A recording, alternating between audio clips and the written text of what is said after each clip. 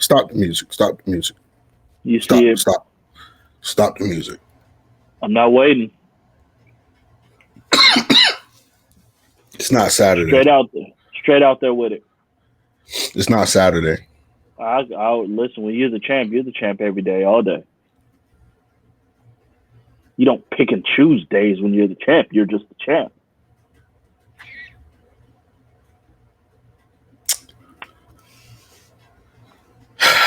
Welcome to Convos at the Shop Fight Night. This is episode 26. Yes, sir. Your humble host, Malik. My man's Corey. How you feeling today, Corey? I'm a little tired. Not much sleep. Don't think I'm going to get much tonight either. But when you're the champ, you just got to be the champ. You got to be ready at all times. So, ready to go. This is what we do. Yeah, I respect that. I have no choice. Karma's a bitch.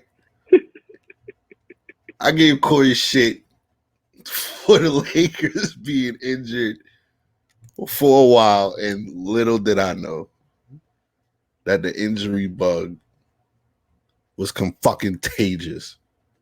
Toenail away. And we'll head over to Brooklyn. A toenail away.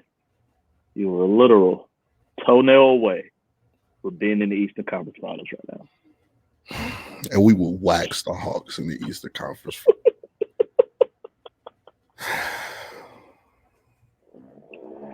Yeah, laugh it up, Corey. While he's being a jerk, you know what I'm saying? Let's pay some bills. If anybody want to shop with us, you want to support, all I need you to do is go to merch@theshop.store. We got apparel for you. We got t-shirts, we got joggers, we got socks, we got anything you need, man. So if you want to help us, support us, not only support us, but get you some fire gear too. We're going to have Fight Night apparel up there soon. We got 901 daiquiris up there. We got Convos at the Shop up there. Come on, man, get fresh. It's summertime. It's hot boy season out here. Y'all, hot boy summer, you know what I'm saying? Go ahead and get fresh with your boys. Once again, it's merch@theshop.store. That was good. I like that one. That was a good one. I like good. I don't know about a hot boy summer. I don't know what that means exactly. That might be some young. That might be young people. That might be some young kids. I ain't young no more. Hold up. You're younger than me. Am I? Believe so. How old are you? 87. You got me about 3 years. You're still in my peer group. Okay. All right. You're still in my peer group. It's okay. Yeah. You 30. You got the 3 in front. Yeah. You're still in my peer group. We still straight. Be all right. What's good, Gino? How you doing? You fucking casual. Damn casuals everywhere. Facts. But all right, let's go ahead and get the show started. We both got shit to do. Corey tired. I'm trying to go to the bar and get lit. So the first topic of the day, Korean Zombie defeats Dan Ige. What's good? Okay. First off, I don't need to go to the bar to get lit. Just throw that out there. I get lit in the house. I always got shit on deck. You know what it is. Yes, sir. What's good, my boy, Korean Zombie. He looked like himself. Yeah. That's the best compliment I can give coming off that Ortega fight, where he just got waxed 5 straight rounds. Terribly. That shit was awful. To come back against and Danny Gay was not bad. Danny Gay was competitive. He was there. But it's levels. And to me, Korean Zombie still proved he's a level above that caliber, the bottom half. He's a top 5 fighter in that division, clearly. Yeah. You had it, probably like 4-1. I think 2 of the judges had it 4-1. I believe I had it the same for Korean Zombie. He was just a little bit crisper on the striking. His takedowns were too much, and that kind of gave him the edge. Ige was there. Ige was, he was game, but Korean Zombie looked like himself, and it can be hard to bounce back off of a tough loss like that. The way he lost. That's kind of why we're all waiting to see when Calvin Kattar is going to come back and see how he responds to that. It's hard to come off of that. So I'm glad to see Korean Zombie didn't let it affect him too much, and now he's still a top 5 guy. And honestly, one good fight away from a possible title fight. Mm-hmm. Like, the top of the division is a little crowded, but he's right there. Mm-hmm. So at the top of the division, you got of course you got Volkanovski champ. You got T-City they're doing the Ultimate Fighter right now. Right. And then you got Max. You got Kattar, and then you got him. And Yair. Oh yeah. Yair's 3, right? So Yair's 3, and then Zombie's 4, and Kattar's 5. Oh, okay. Because I was going to actually say Kattar should probably. I would like to see him versus Kattar next, but if Kattar's 5, don't do that to Kattar. Don't do that to Kattar. Why not? He just not off the Max fight. You don't give him Zombie off the Max fight. That's just disrespect. That's how you think. How you think I'll be trying to do Conor. I was just about to mention that. Like, it's funny that I'm getting this energy now. You tried to kill Conor as soon as he lost. I wasn't trying to kill Conor. Those fights made sense. To me, you either do. It depends on what the fuck. Did I name Max? Yeah, Max is still number. Well, the thing is, that's kind of the holdup now, because remember it was supposed to be Max Yair, and that fight got canceled because Max has an undisclosed injury. They still didn't. So we have no clue what it is. We have no clue what's the status of that 2 fight. weeks. That's crazy. And what's the status of the fight? Is it still going to happen? How long is Max out? To me, if Max is out any extended period of time, I would do the Korean Zombie Yair rematch. Yeah, I don't see because why not. Korean Zombie won 24-59 of that fight and got caught with or was it a 3-round fight? I might be wrong. I can't remember. But he won clearly on all scorecards and got caught with the last second upwards no look elbow. Like, we can run that fight back. I'm okay with that. And I think Korean Zombie mentioned that he said he'd love to fight Max. But he he did say that. Out of respect. He feels like he has more punching power. Yeah. And he's like, I don't want to, jump if they're still doing the Yair fight, then he doesn't want to jump and, do that out of respect. If they're gonna do that fight, do it. Get your sentence structure together. You what up, Cal? Get that figured out before you come up here calling people casuals. You're casuals. I already know who this is. Oh yeah, I already know who this is. As soon as I saw the Cole Raiders and the Filthy Casual, that's a dead giveaway. I know who this is. Not glory. Not glory. Oh shit. That's crazy. Wow. But I would be down for Korean. If they can do Korean Zombie and Max, I'm good with that. Running it back with Korean Zombie and Yair, I'm good with that.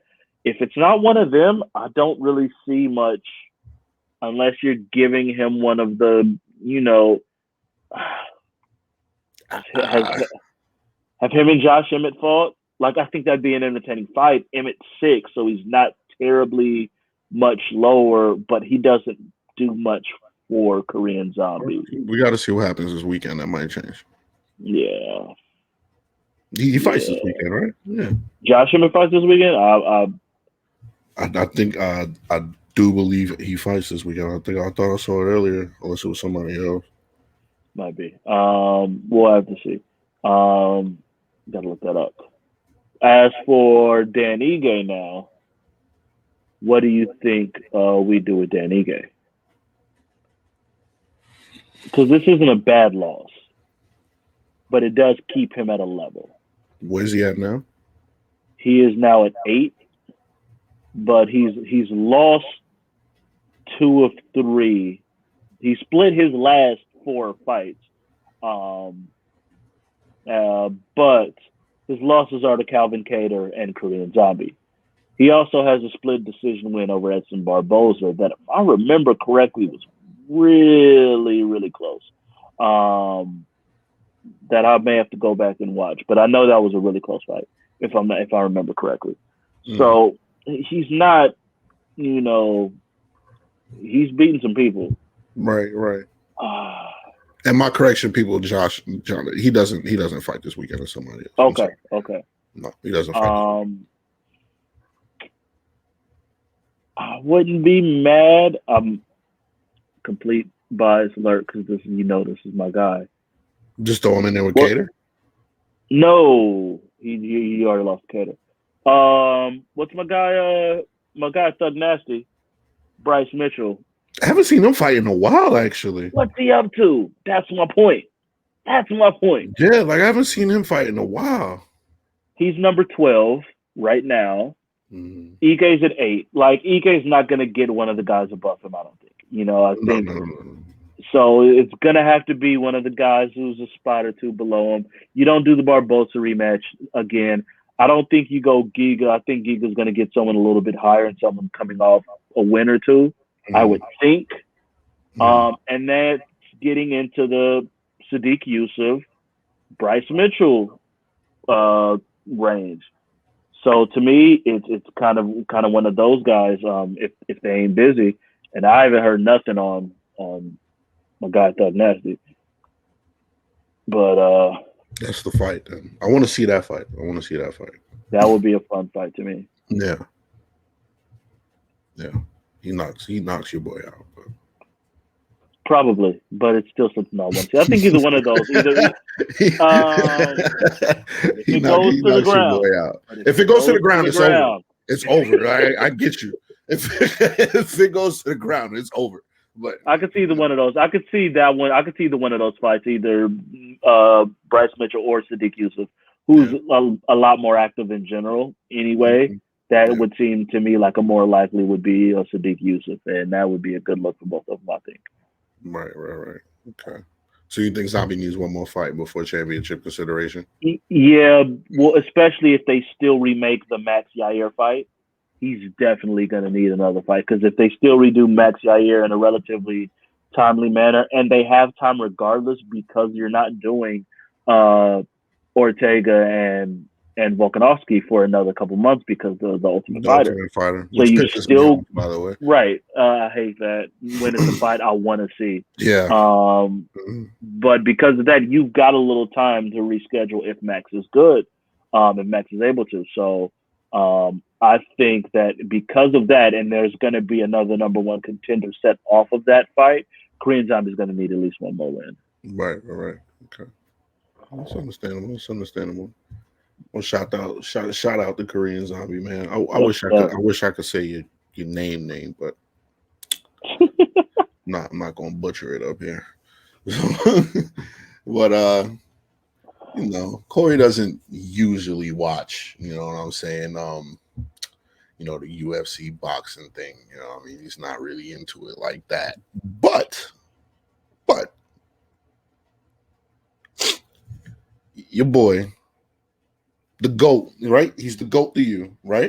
GOAT to me. He's my GOAT. Greatest of all time, right? Yep, absolutely.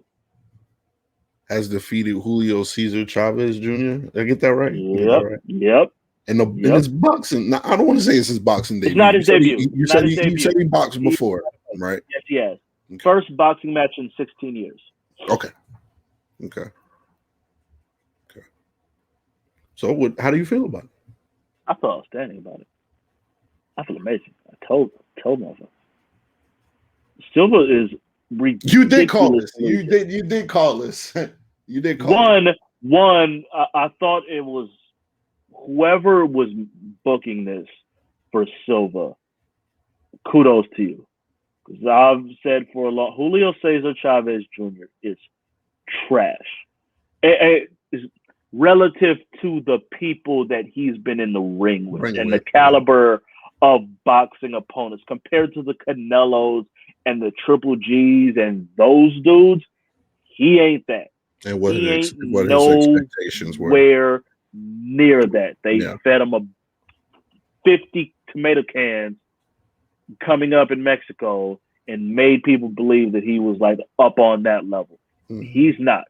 But he is still a very legit professional boxer with a ton of wins, with a ton of knockouts, with power. He hits hard. He does. Anderson Silva clowned that boy. Clowned him like he was fucking Damian Maia in the goddamn octagon. Like, for you to be, what's Anderson's, 45, something like that now? Yeah. First boxing match in 15, 16 years, and you're going at Chavez Jr. and the man was touching his foot and then punching him. What the That's Silva for you, though. Getting in the corner, going out of the corner, and then walking back to the corner and going, yeah, come on, let's go. Right here. Right here. Let's go. Right here. Let's go. Oh, I don't, if anyone ever question Anderson Silva, like, I don't care for the celebrity boxing exhibitions that has been going on. Those bother me. But this is not an exhibition. This was a professional boxing professional fight. Yes. Anderson Silva has a win on his record off of this fight. Chavez Jr. has a loss on his record off of this fight. Like, this was a very legit match, and you could see the skill of Silva. Obviously, it's boxing. His footwork is a little weird, slow off. You know, some of his punches, he gets a little awkward with it and shit. If he had chose to box instead of MMA, he would have been a world champion boxer. Like, I have no doubts about that. If he had chosen to box, probably at like a light heavyweight, like super middleweight, light heavyweight, 168, 175, he'd been a fucking problem. Right. He would have been, like, I could see, had he chosen that route, him versus Roy Jones Jr. at their peaks would have been fucking amazing. He chose a different route, and he's one of, at worst, he's like top 3 MMA fighters of all time, regardless of which way you see it. He's that level. And this was proof of that. It was fun to watch. We remember how sad we were watching that last Silva fight. Yeah. You know, like, so to see him, even if it's in boxing, having fun again, and, you know, just look at, obviously, an older Silva, but just looking like Silva and having fun, brought joy to your boy's heart. It did. It was beautiful to see. It brought a smile to my face too, man. I'm not going for it, especially the shit in the corner, man. When I saw it, I was like, "Oh, that's old Silva. He's doing that shit in a boxing match. Right. He's actually winning." I was like, "Yo, okay." Clearly, though, okay. It made you sit back and remember who Anderson Silva really is, and it makes you appreciate his greatness and why he's one of the GOATs in MMA. You know what I'm saying? Like, that's what I got from it. Like, it showed, okay, this is like, you know what I'm saying? It's clearly you're one of the GOATs. So, like, go back and watch the first Rich Franklin fight again. Go back and watch the Forrest Griffin fight. Go, Jesus Christ, that Forrest Griffin. Like, it's so many, just the Vidor knockout. Like, right. He's one of a kind. There's not many people who can go over to boxing at an advanced stage like this, and obviously you're not fighting someone in his prime because Chavez Jr. is past his prime as well. But to go against someone who has boxed his entire life and beat him clearly, it's nothing but respect. It's absolutely amazing. Beautiful to see. Goat shit.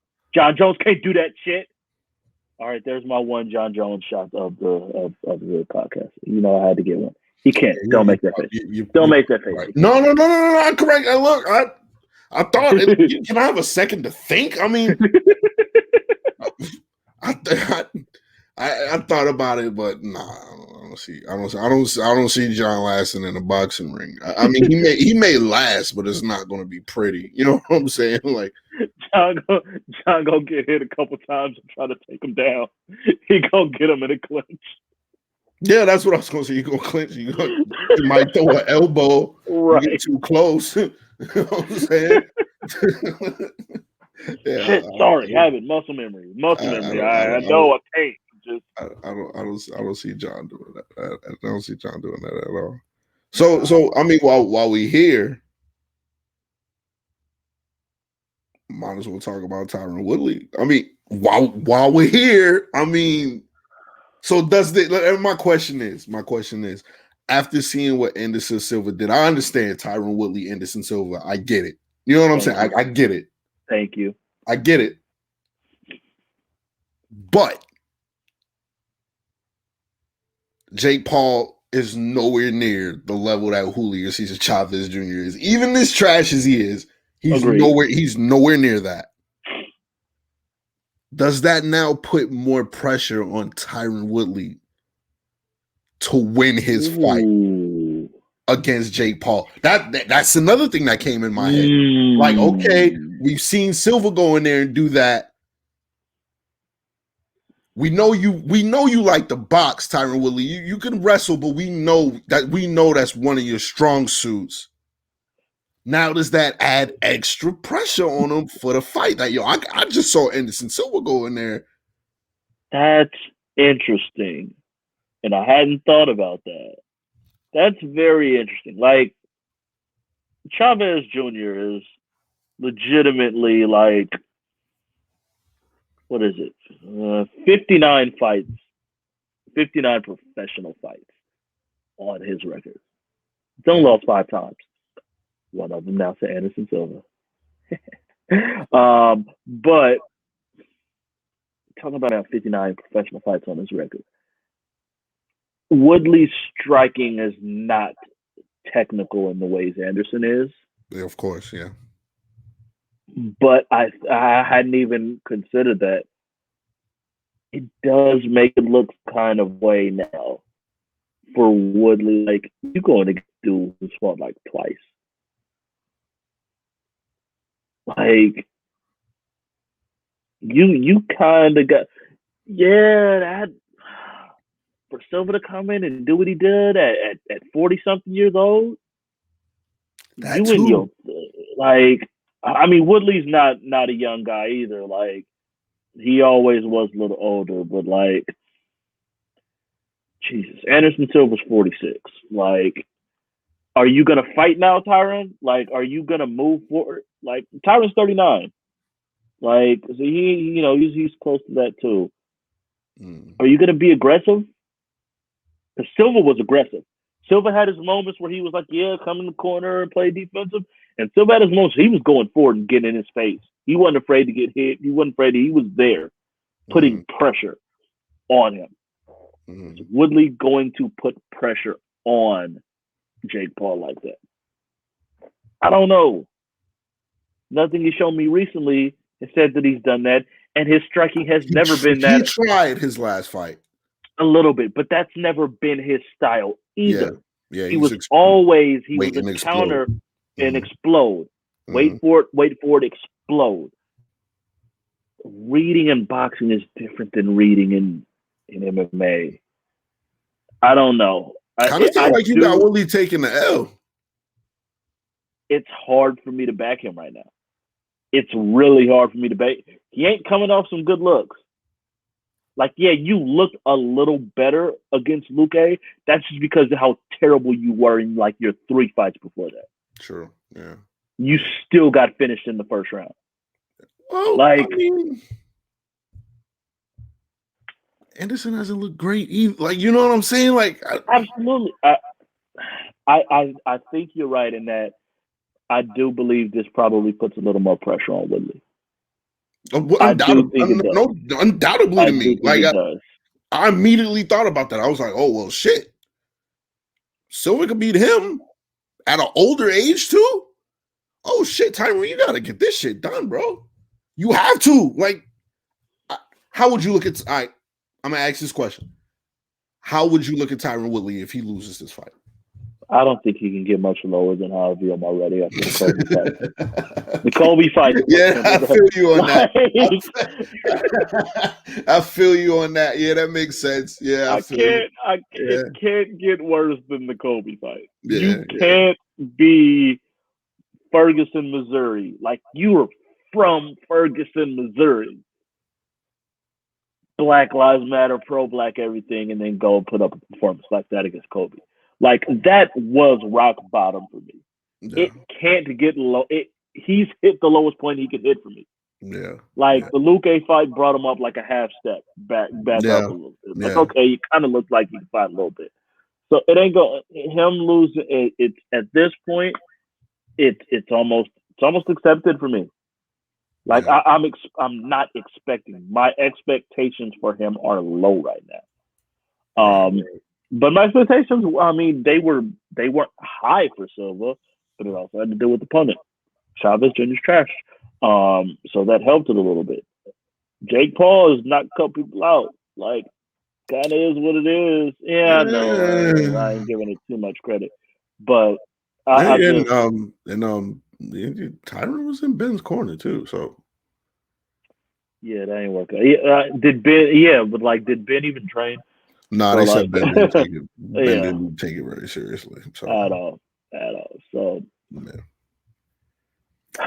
pressure's on, Tyron. Let's go. Good luck, Tyron. Oh fuck! I knew he was gonna do that. Is this? Wait, I don't think his fight with Jake is an exhibition, bro. I have no clue. I don't think it's an exhibition. I think it's a fight. Oh, good. Maybe that'll motivate him more. I hope so. Well, after all the shit he was talking, he needs to be motivated anyway. Like, he doesn't need extra motivation. Trust me. Been there, done that with Woodley. Yeah, true. All right, well, good luck, Tyron. Like I said, man, good luck. All right. Next topic, which was pretty interesting. This shit came out of nowhere this week. Not interesting at all. This is bullshit. Yeah, well, Sean O'Malley calls out your man's Peter Yan. We'll get. He still got into it with Aljamain, but like that's where he turned into. Yeah, he. That was a hell of a flip over. That was beautiful. Yeah. I loved it. But if we would say this was to come into fruition, which is not, because Sean O'Malley's too low. You're not even ranked. Yeah, you're not even ranked. Get in the top 15. At least be on the UFC ranking site. At least. You're not even on that. Damn, Sean O'Malley's not ranked? No. Got his ass whooped by Chito Vera. And then he got his ass. He was losing that fight any damn way. He got hurt. He got kicked in the nerve. He didn't. It wasn't an accidental thing. He kicked him to hurt him. What you want me to do, Corey? He was hurt. I don't know what else you want me to say. He was hurt. Got his ass whooped. What do you do? Like, look, it's smart. It's smart of him to do this. No. You should go at the top guys that you have no business being in the fucking octagon with right now. Petr Yan will wash him badly. Petr Yan will do him bad. Very bad. Yeah. You do not want those problems. At all. You could not handle Chito Vera. And you're out here coming at fucking Petr Yan? Get them. And I thought about it. I was like, yo, Sean, you might want to chill, because next time Peter gets in the octagon, he's gonna be in rare form. Like, you don't want that to be you. Like, that was my point when I saw it. I was like, yo, I respect it, but I'm like, yo, Peter Yan is out for blood, kid. Like, this is not like you fighting a fighter that lost his title and maybe potentially falling off. Like, he lost his title due to DQ. And that's it. He was kicking Aljamain's ass the whole fight. How is the Russian out promoting Aljamain Sterling right now, by the way? But Aljamain keeps trying to come up with different responses to this shit. And Petr Yan is just ethering him on Twitter. You called him a pussy. I was shocked. I was like, yo, who taught Peter this language? Like, yo, what the? He was not.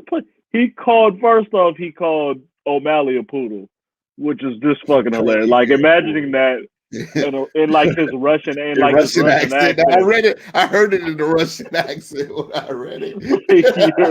You're a poodle.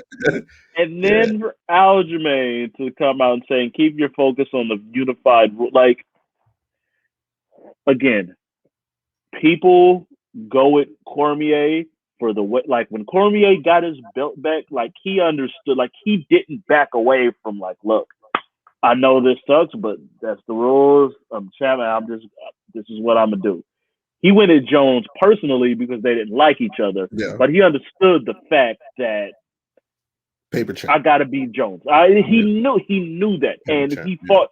And in fairness to him, he fought his way out of that with his consistent performances and doing what he did. Aljamain really is acting like I mean, yeah, you are officially champ, but you're really out here like, nah, what? Aljamain, you was getting your ass whipped for 2.5 straight. You got the first. You got the first in a big way. You were great in that first. You got your ass whipped in that second. You got your ass really whooped in that third, and it was going worse and worse. And yes, Petr Yan fucked up. You out here really running around like you won the remember when Daniel Bryan first started becoming the heel and he was winning by like count out and then started running around the ring, like that's what Aljamain Sterling is doing right now. Like, nigga, you won the belt because of a technicality. Yeah, can't take that away. You can't take that away. You the champ, but you really out here running. And the man said, win a fight without crawling in front of me like a little bitch.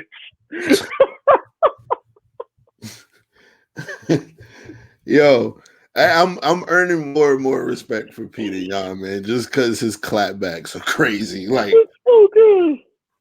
It's crazy. So good. Oh my god. That I was gonna watch what you say to Peter Yan on what was it on Twitter? They did this. Yeah, this is all on Twitter. Russians are different. He has to have a publicist, bro. He maybe he got Izzy tweeting for him or some shit. I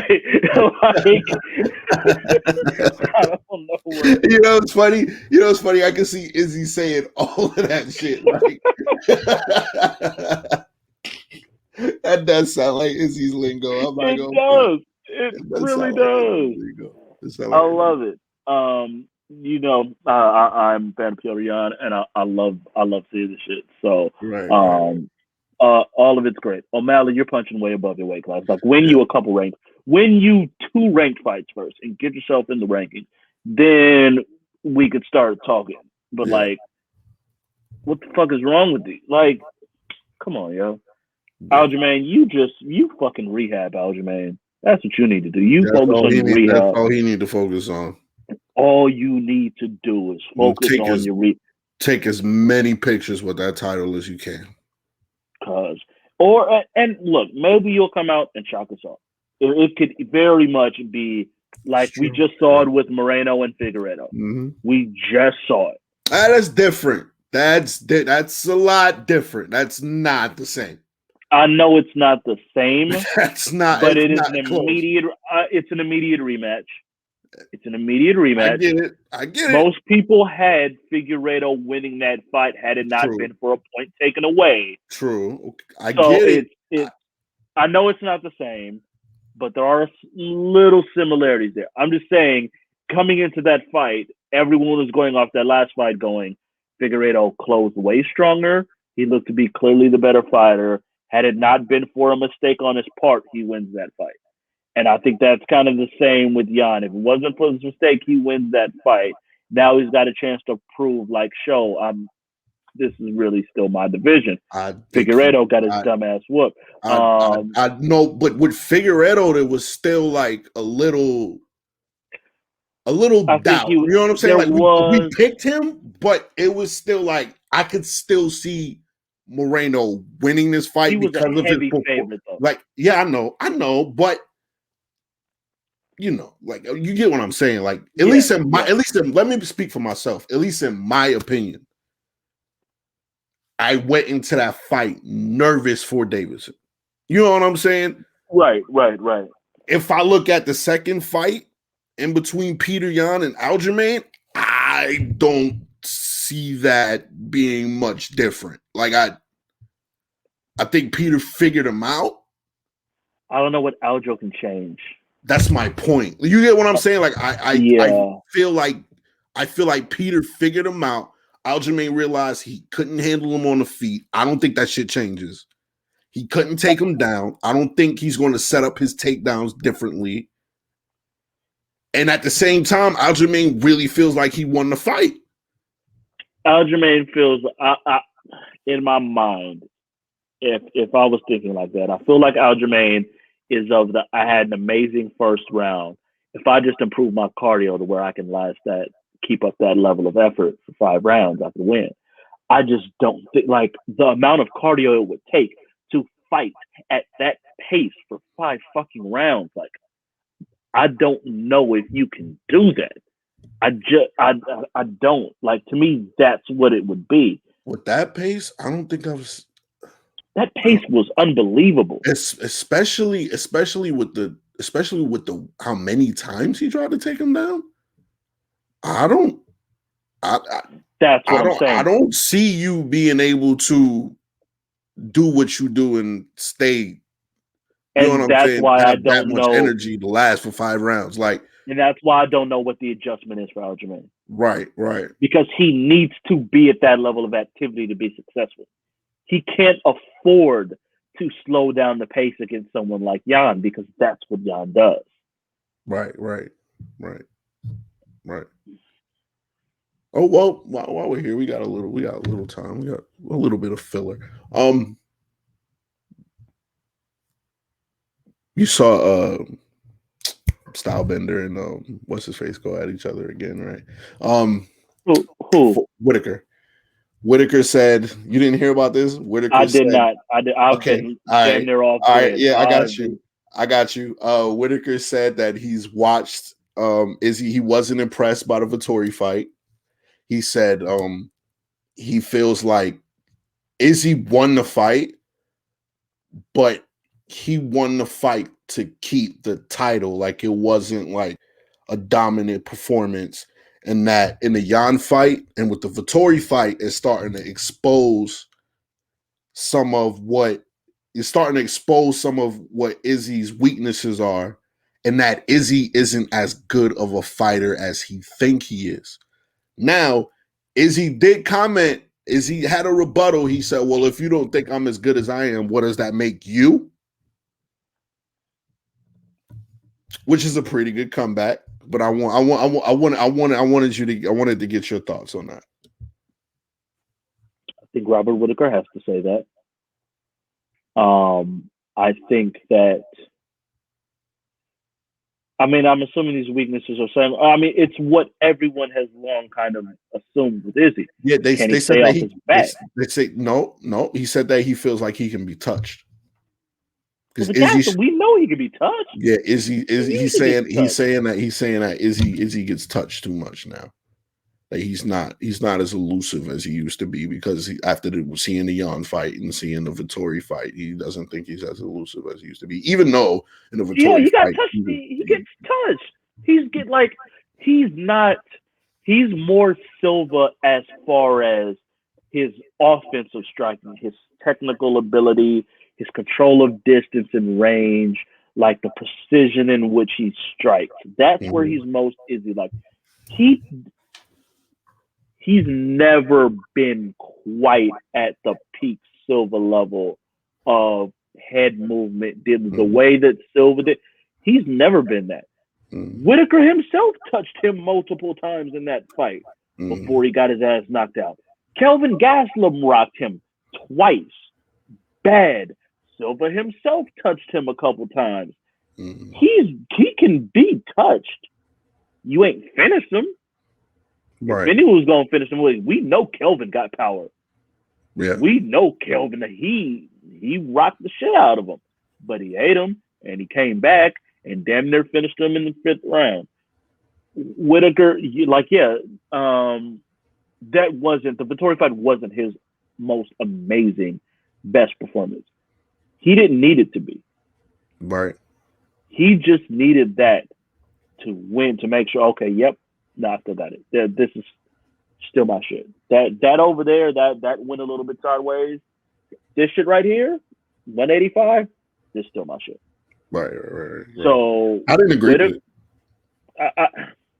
I don't think it was idiotic to me because even in the Vettori fight, it showed that there was still a lot of head movement. He made Vettori miss a lot. So I didn't. I didn't get it. Like I was like, I feel you, but I was like, he does get touched, but that don't mean like you touched him, he still didn't go to sleep. Like, you know what I'm saying? Like he's got a chin. Let's make that very clear. He's got right. Like it wasn't hit him a couple times. And I don't think Roberts knocked anybody out since he got back. Like you had I think him he's and more max than he's not a I was about to say like so your power's not going to do anything different. If anything, the big difference between you and then is that your ability to kind of mix up the wrestling, you know what I'm saying, and right, like trying to like figure that out. But I don't. Yeah, his last he doesn't have a finish since 2017.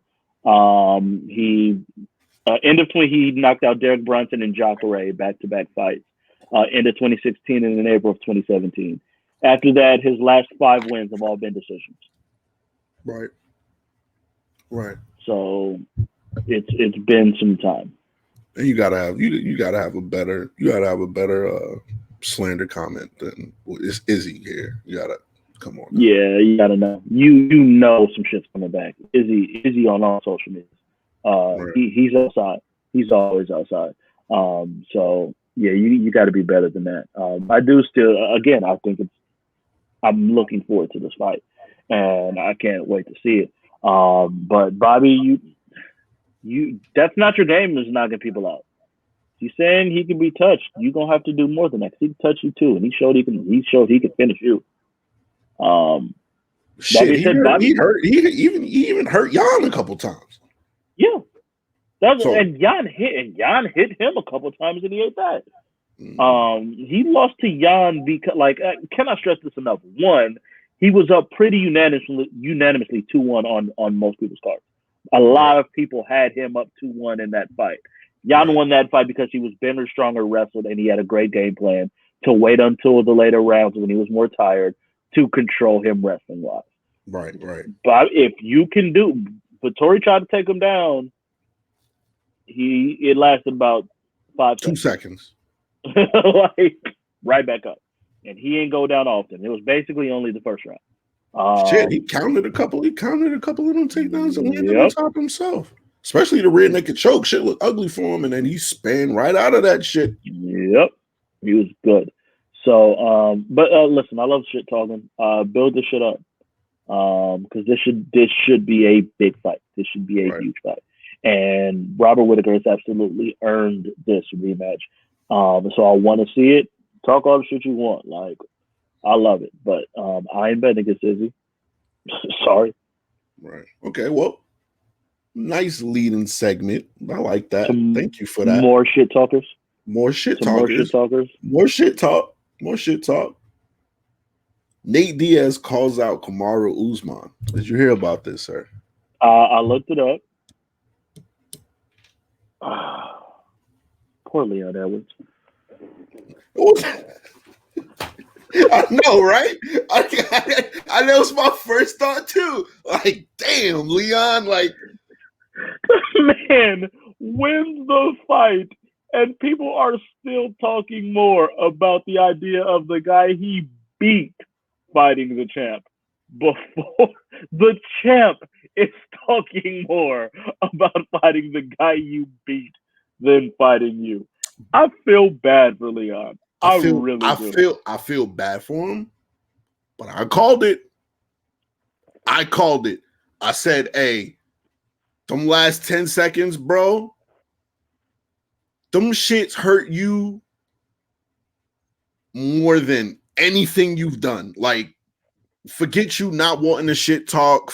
I get that. Forget you not wanting to promote yourself like that. I get that. You want to keep the sport pure. But, bro, them last 10 seconds elevated Nate Diaz to basically a win over you. And now they're talking about Nate Diaz and Usman instead of you. Like, you're not even in the fucking conversation. Like, that's what's crazy to me, is that they're considering Kobe. They're considering Burns again. No, they've still got to fight. Right, true. But that's it then. Now is Nate. So I ask you, is Nate Diaz next in line for KAMARU Usman? No, it's going to be Kobe. I'm after Kobe. I think Nate fights before then. You don't think he waits? If it's a potential championship fight, you don't think Nate waits? You serious? Can't get it.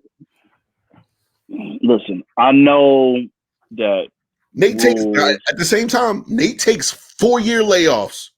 He said he wants to fight again very soon. Now, he said that immediately after the fight. He was very open about wanting to get back in the cage soon. He's trying to fight as soon. He's not trying to take a layoff. Now we know how the negotiations and all that shit goes with Dana and all them, and they be on their bullshit. So I don't know what actually happened, but Nate says he wants to fight soon. This is the problem for Nate. You lost 2 straight in 3 out of 4. Clear. You lost the last 2. Clear. Masvidal was fucking you up, and it got stopped by a doctor stoppage. Leon Edwards beat you for 24 minutes, and then you had an amazing final minute. You need at least 1 win. It ain't got to be over the biggest. It ain't got to be over the highest ranked person, but you got to get 1 win. You have to. I know, listen, the UFC have made some bullshit fights before. I'm not arguing that point. And it's possible because it's Dana, and Dana gives a fuck about that money. Get a win. Like, I don't care. Just get 1 win over a top 10 dude. I don't give. If fight me, it could be Neil Magny. I wouldn't even give a fuck. Fight Bilal. I don't give a fuck. Fight somebody in the top 10 and beat them. But you gotta get 1 win. You have to. Then you can say all the shit you want. But Usman's about the money. Usman looks at that as a fucking easy check. That's what I was about to mention, that you made a lot of good points. But KAMARU Usman said he wants to fight.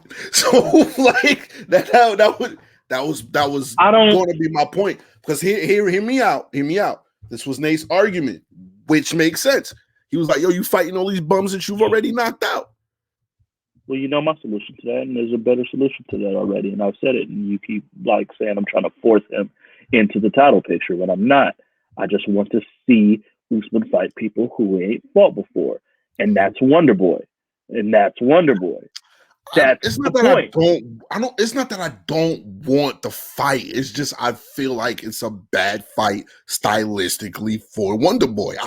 Absolutely. That's just how I feel. But if we're using that argument of we don't want to see Usman fighting people he's already beat, that's your ultimate option, is Wonder Boy and not Nate Diaz. That's my only point on it. Wonder Boy, Nate Diaz. You gotta win a fight, Nate. You gotta win a fight. You have to. You can't be inactive for multiple years and on a losing streak. It can't be both. It can't be both. You've had 3 fights since 2019. 3, and you've lost 2 of them clear. Yo, when was the Masvidal fight? It was 2020? That was 2019, November 2019. Then he fought just a couple weeks ago. That was his first fight since November 2019. That's what I'm saying. Yeah. So we're talking since 20 he fought, and then he beat Showtime Pettis. That was in August. So that was almost 2 years. It's been almost 2 years since his last win. It can't be both. It can't be. Yeah. But at the same time, yeah. I don't see Dana shitting on Leon like that. I do. But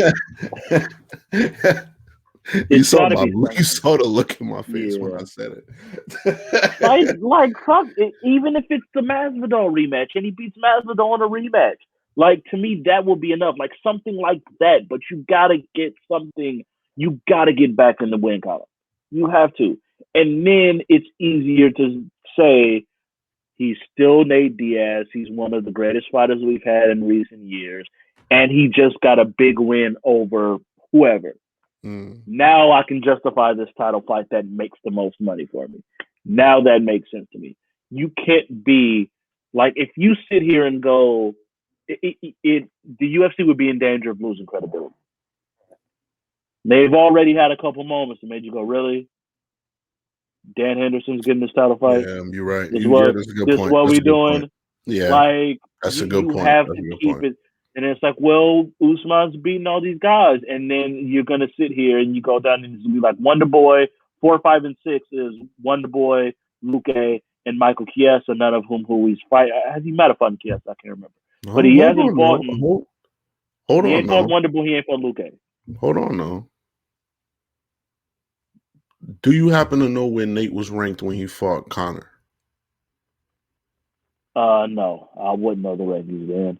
Okay. But he hadn't been fighting at. So the first fight was at welterweight. Before the Conor fight, he had been fighting at lightweight. The Conor fight was at welterweight. The Conor fight was at welterweight because it was short notice because Dos Anjos got hurt. Okay. And then they did the rematch there because Conor insisted that the rematch be at the same weight. Yeah. So he was, that's what that happened. Okay. So I was just checking. I was looking for a comparison. You know what I'm saying? So I was like, well, shit. When Nate fought Conor had just beat Eddie Alvarez. Like, right, because Conor's never defended a fucking title. I don't really blame him for that. He was supposed to face RDA, so.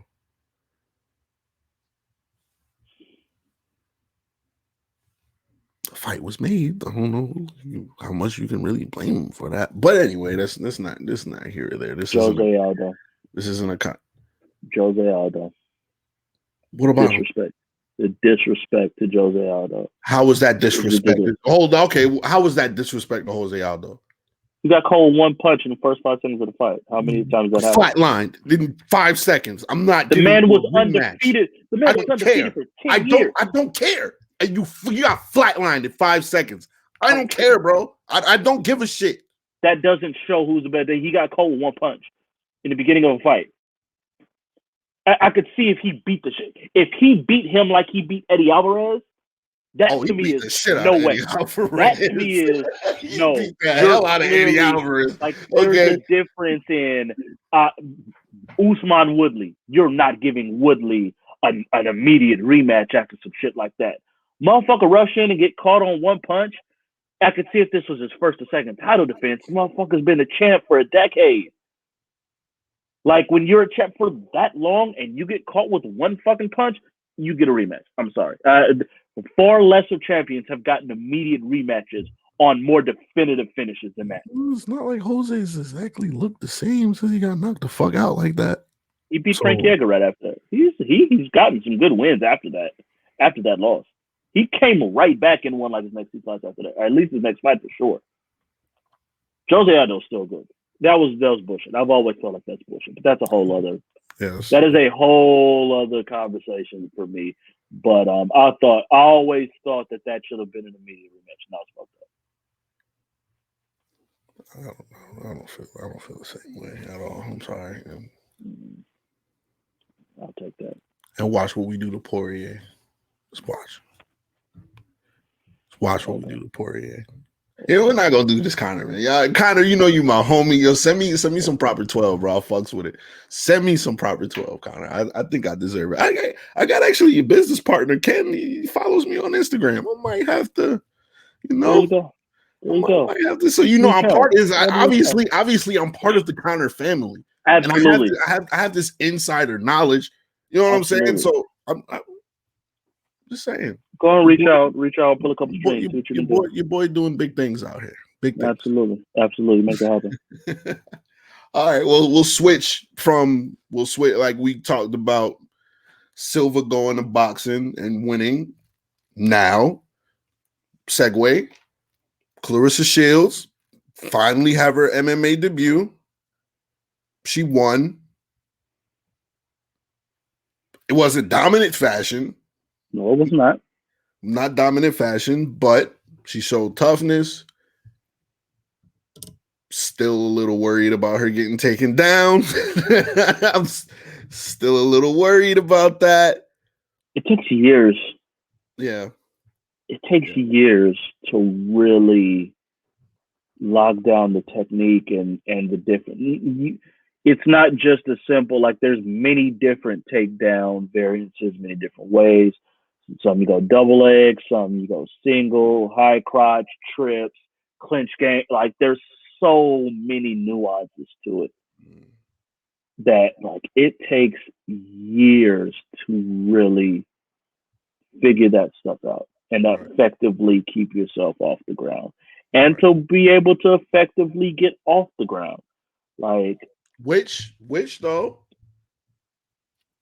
at the end of the fight, no, not that. I don't want to say the end of the fight. In the third round, she did show the ability to stuff a takedown. Right. Get in top position herself. I think it was half guard that she was in. Yeah, well, she got her because she was turtled up on her knees. So she kind of had her back kind of step over on the side of her back and was going to work to end it. Right. I think it's a good first fight to me for her. Yeah. You kind of want to get in danger a little bit. Yeah. And she reacted well to it. She didn't panic. Even though she was on the ground getting controlled, she never looked like panicked. She never looked scared or like rushing and trying to do something stupid that could have opened her up to anything really, really bad. So I respect for the short amount of time that she's been in MMA to be as poised as she was in a very, very unfamiliar position. I mean, shit, she boxed like 2 months ago? Yeah. Like, she's about to box again. Right. And I think I just saw she's already scheduled for her next PFL fight. Did they announce who? I saw something. I don't recall. I didn't look deep into it, but I feel like I saw something scroll by. Okay. But it was good, and I fucks with her attitude, like, and be real, all that shit. The girl wasn't doing no damage because Clarissa looked just fine. She looked fine. Yeah, she looked perfectly. She looked completely fine. Like, sat there on the back 10 minutes. Yep, good. She could have hit the club after that. Like, she was good. So I think it was a good debut for her, and it's good to see. Like, she is a name, and she's someone who promotes. She's out there. She talks her shit. Like, I love that shit about her. So I hope that she can keep putting in work. I would feel a little bit better if she would just stop the boxing and just focus solely on MMA. That worries me a little bit. See, I thought that too, and then who was I listening to? I don't know if it was Chael. I don't really take too much of what Chael says, but Chael said that he doesn't think the boxing thing will be a problem because most MMA fighters train boxing mostly anyway. So he said he doesn't feel like he. And I was like, well, if he would know anybody better than I. That's my point. That was my point. Well, I was like, well, shit. You know, I don't think Chael's bullshitting when it comes to that. So I was like, yeah, I do kind of see that you know what I'm saying. But that's still time taken away from. It's a different sport. Like, just not because I'm sure, like you said, if you're working mostly on your boxing anyway, and then your other times you're doing wrestling classes, like, that makes sense. To me, I think it's switching from the like we said with Silva going to boxing. His footwork, the footwork is completely different. The reads are completely different. It's the nuances and the stuff like that, to me, to where that concerns me about her trying to jump back and forth. Right. That is where my concern grows. I can see where Chael's coming from as far as the training thing. You're gonna train like that in boxing, and then you do 2-3 times a week, regardless. You're gonna do some wrestling classes, and that makes perfect sense. I can see that. But trying to lock that footwork down, all the little things. When they shoot this way, reading a feint in boxing is different from reading a feint in MMA. Definitely. Like, all of that stuff. That, to me, is where I get concerned with her going back and forth. Maybe she's mentally capable of that. Like, some people are just built different. Right. She very well could be one of those, and I wouldn't doubt her. I wouldn't bet against her. But you know, it's a whole different world, and she looked good for it being her first fight on a big stage against. You know, I'm sure this wasn't the greatest, most skilled fighter in the world, but it's still a competent pro fighter, I believe, and so it's good to see her getting a little deep water. She looked good coming out of it. So right. Well, respect to Clarissa. I still think it's a long way from Amanda Nunes, but oh God, yes, long way from Amanda. All that Amanda talk, Clarissa, chill for right now. Immediately that's what I thought when I saw it. I was like, well, none of that Nunes fight, you don't want none of that. Like, no way, you don't want none of that. That'll get real bad. That'll get very ugly. Very ugly. Ugly. Very she ugly. couldn't do nothing. Shit, I wouldn't trust her against fucking Shevchenko taking her down, and that's fucking 20 pounds lighter. I can't be sure that she wouldn't be able to stop her from taking her down. Like, Shevchenko? listen. No. Because the thing about the girl that she faced was she kind of just tried to control her. She threw her shots, but even when she mounted her, she wasn't trying to damage Clarissa like you supposed to when you're in that position. She just tried to keep Clarissa down there and win that way. She faced Amanda or Shevchenko. They're gonna make you pay down there. So you will have to defend. You will have to defend everything on the ground. Yes. Period. For sure. Yeah, so she needs work. But listen, she's a fucking. She got like 85 belts or whatever the fuck. Like, she's gonna put in the work. Like, this is what it. She's gonna put in the work. That I have no doubts about that. Yeah. Okay. Well, it's interesting. I'm gonna look up that PFL shit and see who her next opponent is. We need to get like an intern in here. You know, we have Gerard, but you know, yeah. You know what I'm saying? You know. But anyway, that's our Gerard shot for today. Low expectations. Got to get one in. But wrapping up the show, we do have a UFC fight night today. Cyril Gane versus Volkov. Who you got? I got Volkov. Yeah, I fucks with Volkov. Cyril Gane he always looks good, but he never looks great. Yeah, that's true. Mm-hmm. That's been the thing with Cyril Gane, is that, okay, you got some hands. Okay, he can fight. Like, I see it, but it's never, crap, this dude's a future champ. It's never, I could see him like really fucking with an Ngannou, a Derek Lewis, them guys, Stipe. Volkov at times has been like, yo, watch out for him. Like, Jesus, I'm forgetting who his last fight was. But was it Overeem?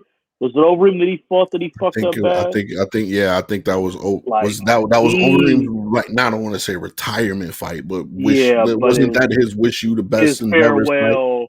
Yes, yes, it was. fight? Walt Harris too, and Walt Harris before that, he fucked them up bad. Where it's like, God, like that man's jab is powerful. To me, I could very easily see Gane winning this fight.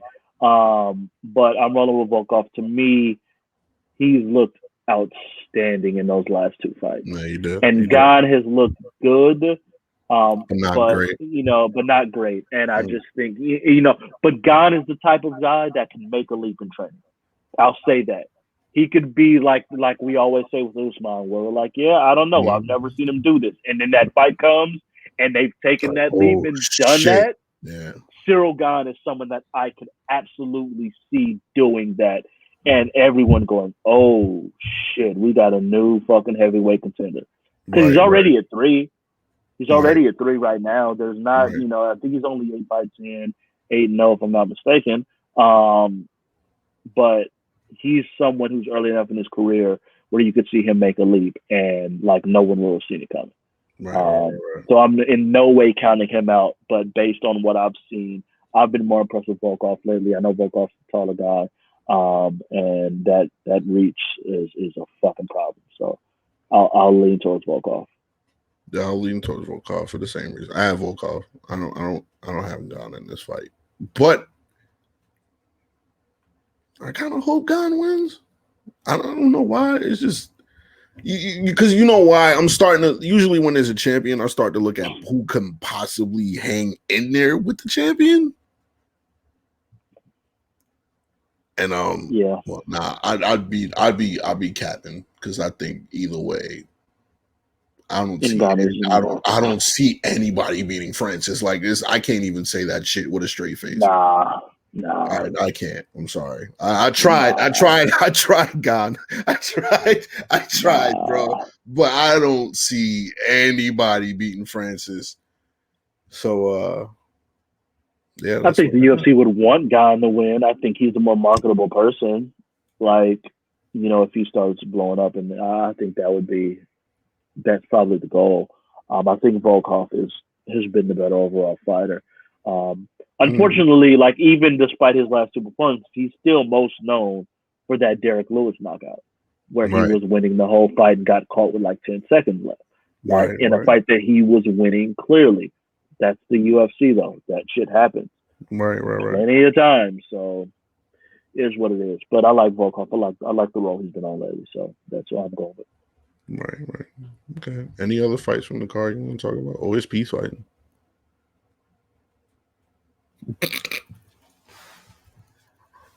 Who is he fighting at? Does it say? OSP's fighting at heavyweight. I don't care anymore about OSP. Like there was a time when like he's like the prospect who was like top 5 coming into college, and then 3 years into college, he's like a 5th round pick, and you're like, what the fuck happened? Wasn't he supposed to be cold as shit? That's OSP. That's OSP. It was always, man, he's such a good athlete, and once he puts it together, and then they never put it together. Like, I'm sorry. I don't care. He's got the choke. He's really good with that. I'll give him the choke. That should be named after him at this point, because like half his wins by the same fucking choke. Originally, Devon Flu choke should now definitely be the St. Preux choke. But I don't care. What if he wins tonight? Who cares? He's be in the same position. It's the same about do shit for him. Be in the same fucking position. You gotta go on a run. Like you're saying, you got washed by the worst John Jones that has ever stepped foot in the octagon. Is it the? Name me a John Jones performance that looked as bad, where he looked as normal as he did than he did against Over St. Preux. Yeah, because he did beat Cormier after that, right? Yep. Yeah. He looked terrible. I was thinking because the only reason why I started thinking about it was because even in John's last 2 performances, he didn't look great or dominant. So, but he looked like even if like we've gone over before the Reyes fight, like he still dominated like the last 2 rounds of that fight and looked like John. He didn't look like John Jones for the entirety of the fight. Same with Santos. But he had moments, he had rounds where he was dominant, and it's like he's still John Jones. Santos was the fight Santos was actually the fight I was going to mention. Yeah, the Santos fight was weird. I don't know what happened with that. It was weird. Yeah, the Santos fight was what I was going to mention. But that St. Preux fight was terrible. It looked awful. No. Daniel Cormier is still mad to this day because that would have been his 1 win over John Jones. It would have been that night. Yeah, if he just took that. Yeah. He was sitting there. I'm pretty sure he commentated that fight. If he didn't commentate it, he was in the arena. But I definitely remember him just looking so annoyed that he wasn't, because it was supposed to be him, and that was supposed to be the immediate fight, and him just looking so unsatisfied. Like, what wasn't that the fight? He got hurt. Cormier was hurt. That's the one he got hurt, and then they rescheduled it for 200, and that's when Jones popped. The first time. We won't go into that. You know what? This is the end of the show. We're supposed to be positive right now. I'm not going to go down that road. We're not doing that. I'm not going to go down that road. We're not doing that. Plus, you got his cousin backstage. I don't want word getting back to John. I don't need John looking for me. You know what I'm saying? That's not good. I got the chopper on deck, and y'all need to see John. You know what I'm saying? So, man, let's not even do that. But you got any positive words, man? Stay black. I have nothing. I'm sorry. I wish I did. I know there's some good positive words that you're gonna bless us with, because I've got nothing. Oh, you want me to? I expected you to, because I've got nothing. Oh, you expected a little bit too much of me. You expected negative ass show today. You know what? I must. Find yourself. Just do whatever you got to do to find yourself. There's a lot of people out here unhappy with their lives, the situations that they're in, relationships, whatever. If you got to get out of that, get out of that. But make sure you take the time to follow yourself. You find yourself. I made a post on Facebook actually earlier today. Finding yourself is one of the most difficult things to do in life. There's going to be a lot of long nights. There's going to be a lot of long days, a lot of hard nights, a lot of tears shed.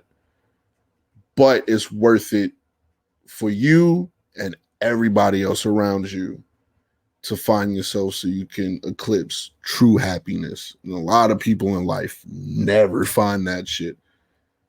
Find yourself is when you find happiness. Those are my positive words for today. I ain't following that shit. Yeah, feel you.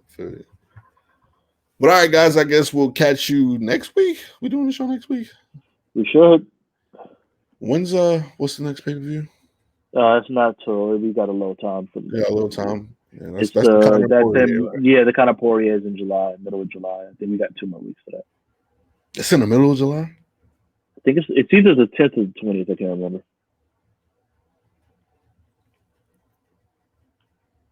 Something like that. Oh shit! No, it can't be on the 20th because aren't we supposed to be at Memphis on the 19th? It's the 10th. It's the 10th. Okay, that's what I figured. That's what I figured because I remember thinking about the fight. Like, shit, is the fight going to be on while we in Memphis? Right. No, it's the 10th. So we not next Saturday, but the Saturday after. Okay. That's cool. I could deal with that. With that. All right. Well, shit, we appreciate you guys tuning in. We'll see y'all next week. We out. Corey's a paper champion, by the way.